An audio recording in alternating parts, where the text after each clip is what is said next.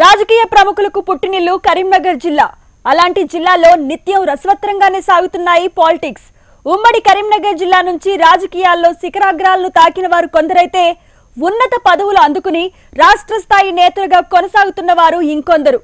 Generations మారినా కరీంనగర్లో రాజకీయ వేడి మాత్రం కొనసాగుతూనే ఉంది. ఎన్నికల సమరానికి సమయం దగ్గర పడే కొద్దీ కరీంనగర్ జిల్లా రాజకీయాలు అనేక మలుపులు తిరుగుతున్నాయి. ఉత్కంఠగా ఉన్న జిల్లాలో పొలిటికల్ పంచులు పేలుతున్నాయి. మొత్తం ఉమ్మడి జిల్లా వ్యాప్తంగా ఉన్న 13 నియోజకవర్గాలు ఏం చెబుతున్నాయి? ఉత్కంఠ బోరుకు తెరలేపిన కరీంనగర్. ప్రముఖుల ఖిల్లాలో ప్రజలు ఏమనుకుంటున్నారు? జనరేషన్ మారినా మారని రాజకీయం ఏం చెబుతోంది? ఎన్నికల సమరాంగణంలో ఎవరి వ్యూహాలు ఏమిటి?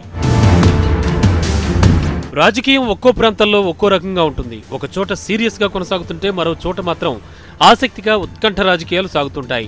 ఉమ్మడి కరీంనగర్ జిల్లాలోనూ ఇలాంటి నియోజకవర్గాలపై ఇంట్రెస్టింగ్ డిస్కషన్ కొనసాగుతోంది.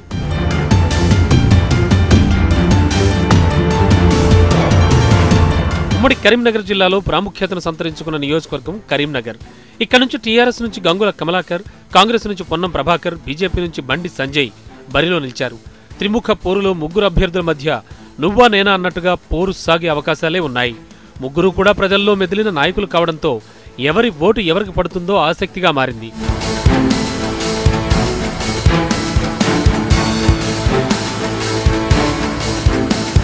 ఇక మరో ఆసక్తికర నియోజకవర్గం జగిత్యాల. ఇక్కడ నుంచి గతంలో పోటీ చేసి ఓడిపోయిన డాక్టర్ సంజయ్ కుమార్ మళ్లీ టికెట్ దక్కించుకోగా, కాంగ్రెస్ నుంచి రాజకీయాల్లో కురు వృద్ధుడైన మాజీ మంత్రి జీవన్ రెడ్డి, బీజేపీ నుంచి ముదిగంటి రవీందర్ రెడ్డి బరిలో నిలిచారు. జీవన్ రెడ్డికి సంజయ్ కు గట్టి పోటీ ఇస్తారని నియోజకవర్గంలోని ప్రజలు అనుకుంటున్నారు.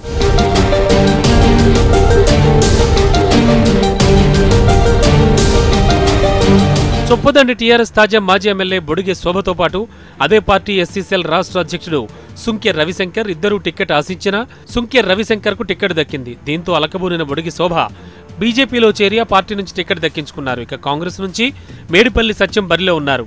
రవిశంకర్, శోభ ఇద్దరికీ మద్దతుగా ఉన్న నాయకుల్లో భార్యలు శోభ వైపు, భర్తలు రవిశంకర్ వైపు ఉండడంతో మరింతగా ఇంట్రెస్టింగ్ గా మారింది.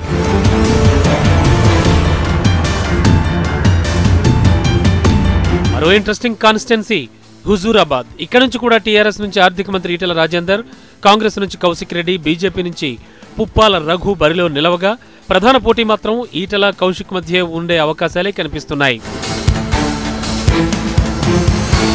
ఇక మానకొండ. ఈ నియోజకవర్గంలో గులాబీ సిట్టింగ్ రసమై బాలకిషన్, కాంగ్రెస్ నుంచి గత ఎన్నికల్లో ఓడిపోయి మళ్లీ బరిలోకి దిగిన ఆరేపల్లి మోహన్, బీజేపీ నుంచి గడ్డన్ నరసాగౌడ్ బరిలో నిలిచారు. ఈసారి కూడా పోటీ బాలకిషన్, ఆరేపల్లి మోహన్ మధ్య ఉంటుందంటున్నారు ప్రజలు.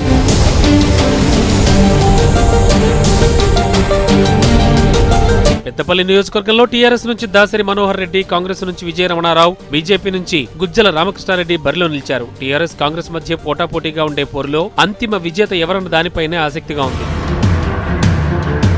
హుస్నాబాద్ లో పట్టు కోసం టీఆర్ఎస్ సర్వశక్తులు ఒడ్డుతోంది. ఈ పార్టీ నుంచి ఈసారి కూడా ఒడితెల సతీష్ కుమార్ బరిలో నిలవగా, కూటమి పొత్తుల్లో భాగంగా సీటు దక్కించుకున్న సిపిఐ నుంచి చాడ వెంకటరెడ్డి, బీజేపీ చాడ కుటుంబానికే చెందిన చాడ శ్రీనివాసరెడ్డి పోటీ కడుతున్నారు. ఈ నియోజకవర్గంలో త్రిముఖ పోరు ఉన్న సిపిఐ టీఆర్ఎస్ ముఖాముఖి తలపడే అవకాశాలే కనిపిస్తున్నాయి.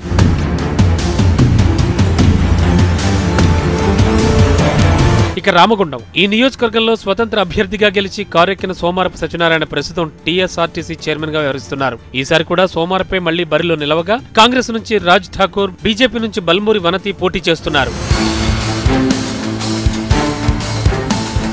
మంథని. ఈ నియోజకవర్గం ఇటు టీఆర్ఎస్ అటు కాంగ్రెస్ కు ప్రతిష్టాత్మకమైంది. ప్రస్తుతం టీఆర్ఎస్ నుంచి సిట్టింగ్ పుట్టా మధు, కాంగ్రెస్ నుంచి మాజీ మంత్రి మంథనిపై సమగ్రమైన పట్టున్న దుద్దిళ్ల శ్రీధర్ బాబు, బీజేపీ నుంచి రెండ్ల సనత్ కుమార్ బరిలో నిలిచారు. ఈసారి కూడా పుట్టా మధు వర్సెస్ దుద్దిళ్ల శ్రీధర్ బాబులు ముఖాముఖి తలపడుతున్నారు.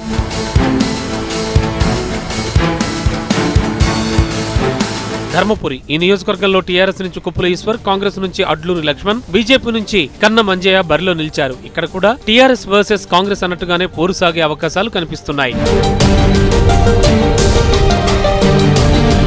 కోరుట్ల. ఇక్కడ నుంచి కూడా టీఆర్ఎస్ సిట్టింగ్ విద్యాసాగర్ రావు, కాంగ్రెస్ నుంచి జువ్వాడి నరసింహరావు, బీజేపీ నుంచి వెంకట్ బరిలో నిలవగా, పోటీ మాత్రం కాంగ్రెస్ టీఆర్ఎస్ మధ్య ఉంటుందంటున్నారు నియోజకవర్గ ప్రజలు.